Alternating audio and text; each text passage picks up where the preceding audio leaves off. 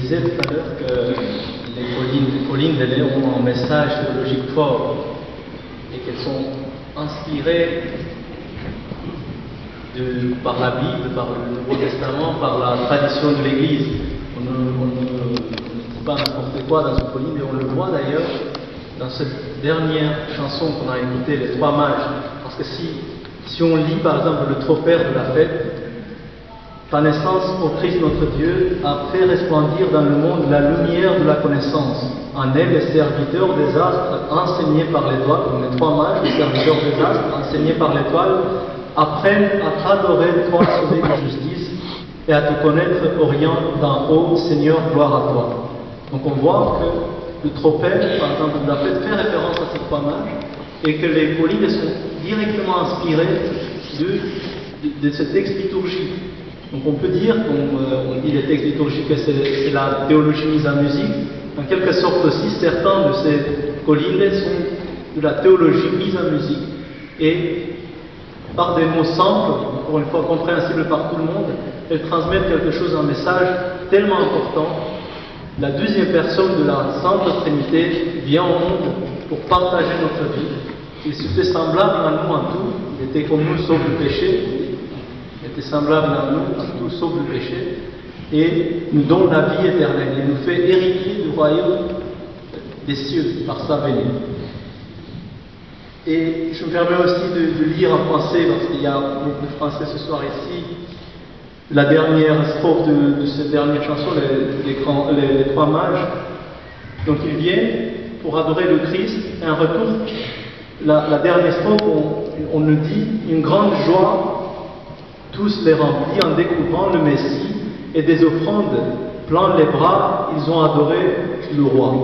Donc on voit que ces collines nous apprennent non seulement, encore une fois, que le Fils de Dieu vient au monde, mais aussi ce que nous devons faire en quelque sorte, adorer, glorifier le Christ, c'est ce qu'on fait à la Sainte Liturgie, apporter en offrande le monde au Christ et lui rendre grâce pour tous les bienfaits connus et inconnus par nous qu'il nous a fait, et surtout, tout a commencé par l'incarnation qui est le début de notre déification.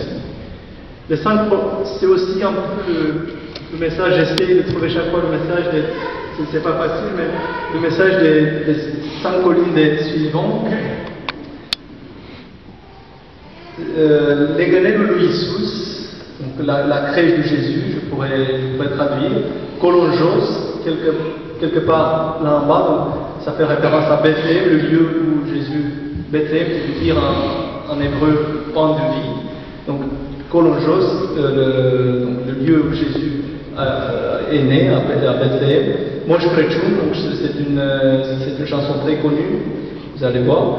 Sus la Poarta Raiului, la porte du ciel, la porte du paradis. Et Bună seara lui Ajun, donc bon, la soirée, la veille de Noël, parce qu'encore une fois, c'est surtout le soir, donc le 24 décembre au soir, que les enfants et les adultes vont de demeure en demeure pour annoncer la venue du Christ. Donc écoutons ces 5 chansons.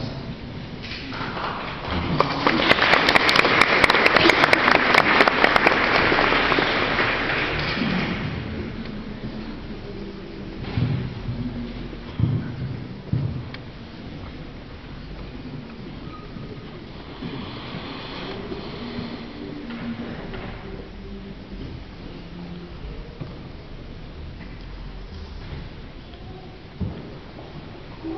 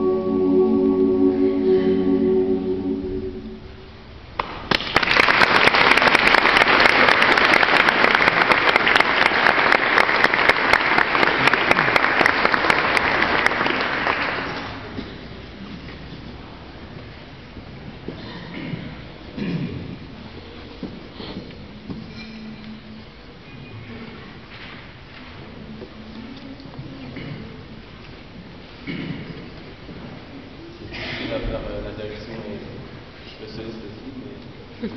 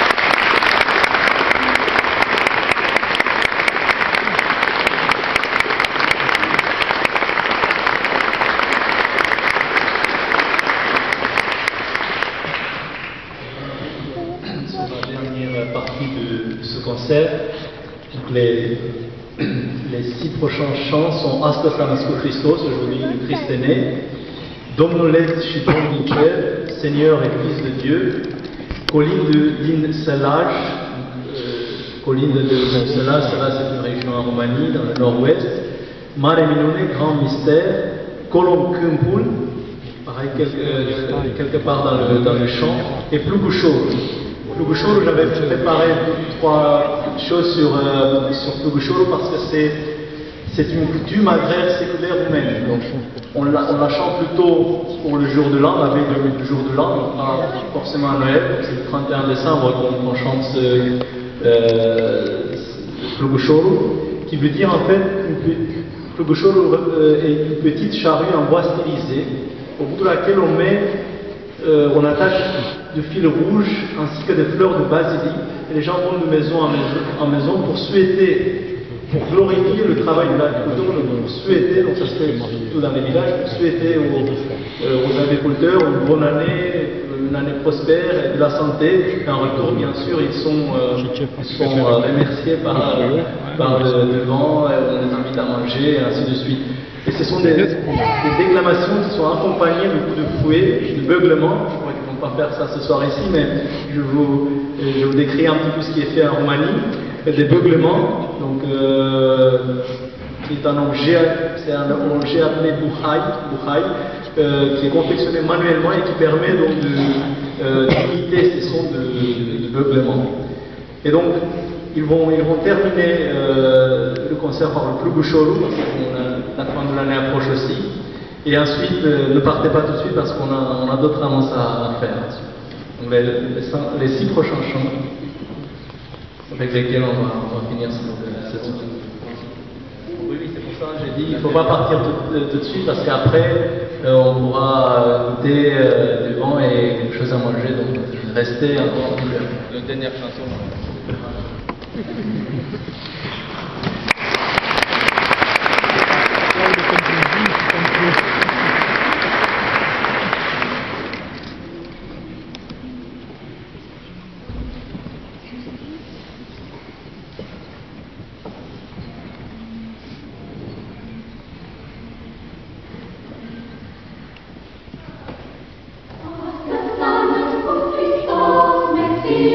Lumino, Lola, și cânta și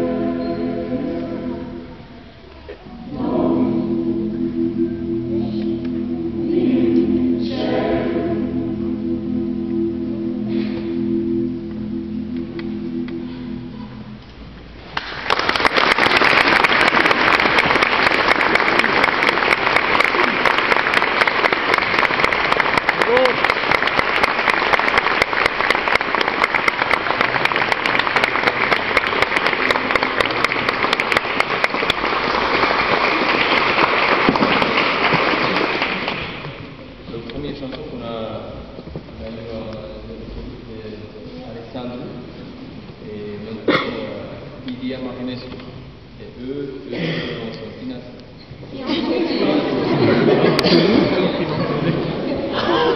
Et financiers aussi.